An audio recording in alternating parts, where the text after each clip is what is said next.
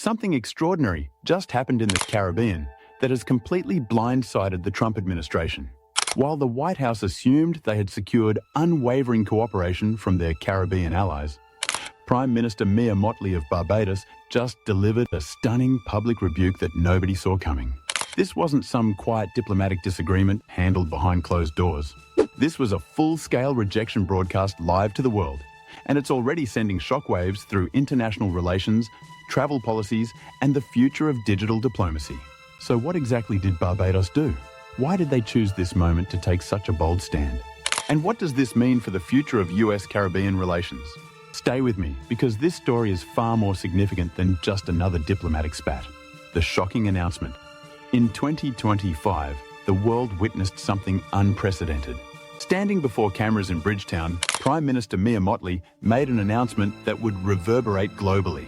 She declared that Barbados was immediately withdrawing from what's known as the Secure Entry Protocol, a highly controversial travel policy that forms the backbone of Trump's Executive Order 14209.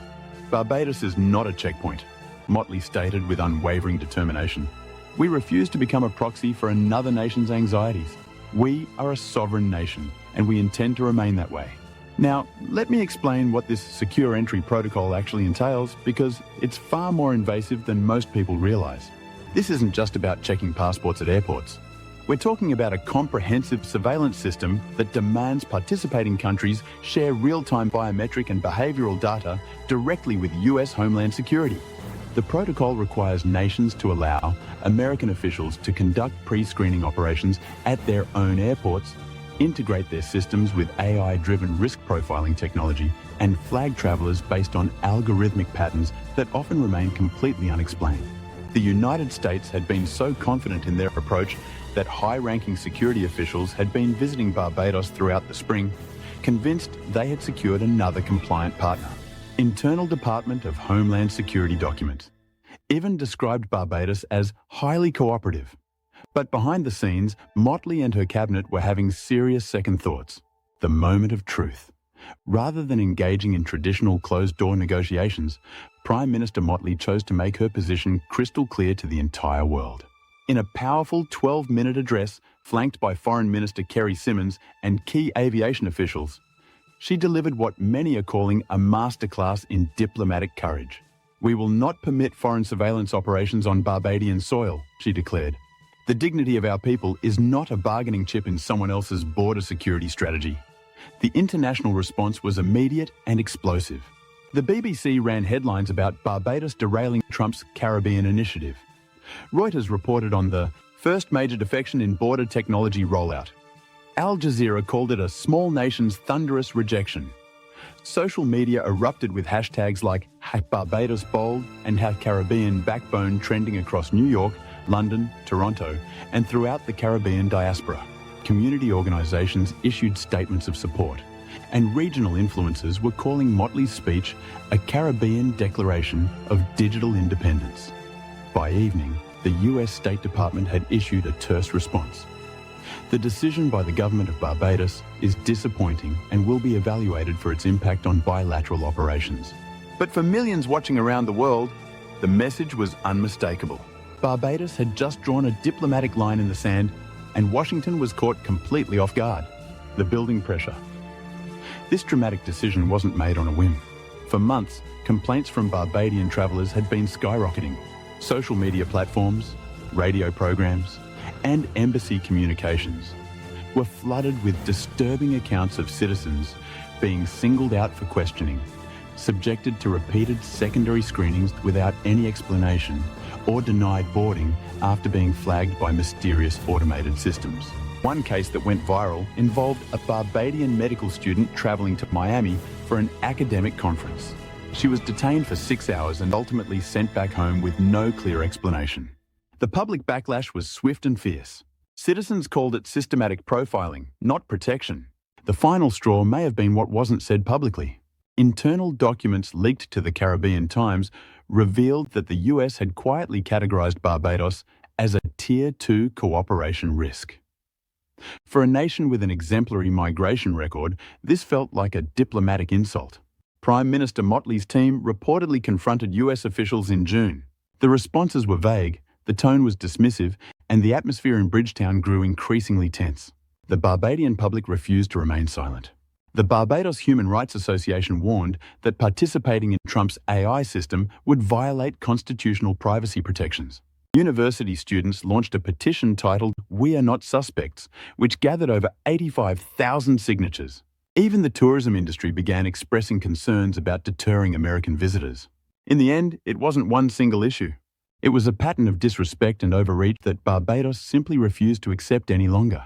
The controversial executive order at the heart of this conflict lies Executive Order 1.209, signed by President Trump in April 2025. While marketed as a regional travel modernization strategy, it quickly became apparent that this was more about control than cooperation. This sweeping digital framework requires participating countries to grant the US what are essentially pre-clearance rights over their own citizens. Nations must integrate their immigration systems with US Homeland Security databases, accept US control over AI-based risk flagging systems, and allow travelers to be denied boarding based on algorithmic patterns.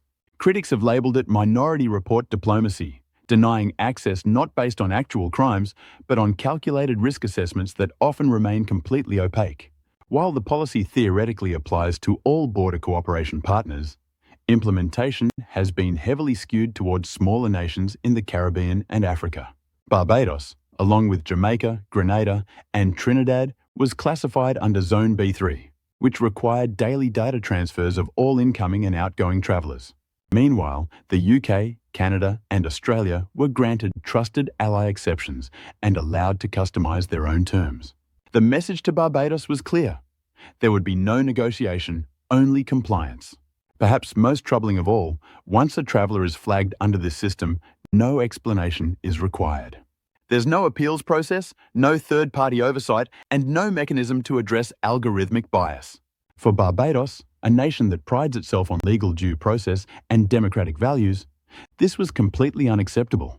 As Prime Minister Mottley put it, "We cannot defend democracy at home while outsourcing judgment to a black box system abroad." A coordinated response. Barbados didn't just reject Trump's policy, they completely flipped the script and launched one of the most coordinated diplomatic responses the Caribbean has ever witnessed. This wasn't mere defiance, it was a statement of regional leadership. Within hours of Mottley's press conference, the Barbadian cabinet issued an emergency resolution immediately halting all biometric data sharing protocols, suspending US pre-clearance negotiations at Grantley Adams International Airport, and prohibiting installation of any US contracted surveillance infrastructure without parliamentary oversight. The Barbados Data Protection Authority invoked its 2022 Privacy Act to prevent any foreign agency from accessing travel data stored on Barbadian servers without a judicial warrant. The Attorney General announced that any local official complying with the US system without Senate approval would face administrative penalties. But Barbados wasn't just pausing, they were legally fortifying their institutions against future pressure. In the days following the announcement, Mottley launched what can only be described as a diplomatic sprint. She organised an emergency CARICOM virtual summit, urging other nations to assess what she called the creeping normalisation of surveillance diplomacy. Barbados signed preliminary agreements with Kenya and Ghana to develop mutual visa-free travel corridors and student exchange programs completely independent of US systems. Foreign Minister Simmons met with EU representatives to explore technical support for regionally controlled travel software. The fallout from this diplomatic standoff is already reshaping travel dynamics, not just for Barbadians, but for millions of Caribbean citizens and diaspora communities worldwide. Following the confrontation, the US quietly implemented a series of administrative slowdowns. Visa appointment backlogs at the US Embassy in Bridgetown surged by over 60%. Barbadian travelers reported significantly longer customs processing times at major US entry points like Miami and JFK. New pre-travel questionnaires were introduced, asking applicants about travel to non-cooperative countries.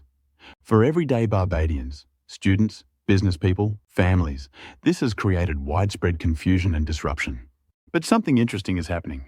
Education officials report a significant shift in where young Barbadians are applying for international study.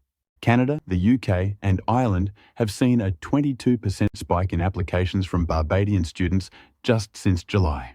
Universities in Ghana and South Africa have actively contacted Barbados to offer bilateral scholarships and visa-free student travel agreements. Barbadian tech workers and digital nomads are increasingly looking toward countries like Portugal, Estonia, and Kenya, which provide more predictable mobility pathways. Perhaps most importantly, Barbados' decision is influencing regional policy thinking. Jamaica's foreign ministry is reportedly reviewing its own travel data sharing commitments. St. Vincent and the Grenadines introduced legislation to audit all foreign technology systems used in immigration. There's now active discussion within CARICOM about establishing a regional data sovereignty council to evaluate foreign surveillance policies collectively rather than individually. Interestingly, some feared that US tourism to Barbados would plummet, but early data suggests otherwise.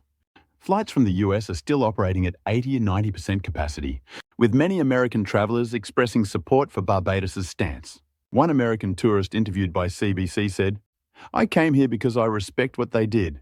It takes courage to say no when you're the smaller party." A global lesson in dignity. What Barbados accomplished goes far beyond a single policy dispute. They've reignited a global conversation about what it means to be a partner, not a subordinate, in international relations. For decades, smaller nations were expected to nod along with major power policies in exchange for economic favours or easier travel access. But Mottley completely flipped that script with a simple but powerful message. We are not a satellite. What Barbados demonstrated wasn't about confrontation, it was about redefining cooperation on equal terms. By rejecting Executive Order 14209, they showed that even the smallest nations can set boundaries in diplomacy, assert control over their citizens' data, and influence global norms without military might or economic threats. And scholars are now studying what's being called the Barbados model as an example of principled small state resistance. At the next UN General Assembly, several member states are expected to propose a global digital mobility charter, calling for transparency, appeals processes, and ethical standards in AI-driven travel controls. And that movement has Barbados' fingerprints all over it. Here's the bottom line. Trump expected quiet obedience, but Barbados gave the world a masterclass in diplomatic courage. They didn't need an army, just a microphone, a firm voice, and an unwavering refusal to trade fundamental rights for convenient access. In 2025, Barbados didn't just reject a policy, they redrew the lines of global respect. And that's a lesson every nation, large or small, should take to heart. What do you think? Should more countries follow Barbados' example? Let me know in the comments below, and don't forget to subscribe for more stories about nations that refuse to back down.